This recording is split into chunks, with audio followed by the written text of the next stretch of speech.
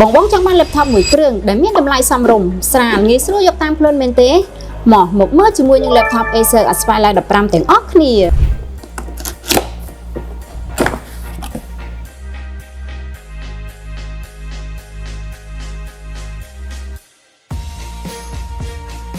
Aspire 15មកជាមួយនឹង screen ធំ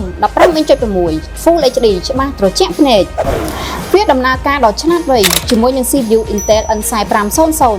សម្រាប់វាឯកសារការងារអនឡាញឬក៏ទស្សនាភាពយន្តផ្សេងបំពាក់មកជាមួយនឹង RAM 8GB Storage SSD ជំនាន់ថ្មីម៉ាស៊ីនដំណើរការបើកប្រើមិនបាច់រងចាំយូរសម្រាប់តម្លៃធូរថ្លៃមែនទែនស័ក្តិសមសម្រាប់សិស្សនិស្សិតការងារ Office ឬរាន់ឡើងទិញឥឡូវនេះខាងក្រុមហ៊ុនយើងខ្ញុំមាន promotion ចំពោះការថែមជូនយ៉ាងច្រើនសន្ធឹកសន្ធាប់សម្រាប់ព័ត៌មានបន្ថែមសូមធ្វើការតាក់ទងមក page ឥឡូវនេះ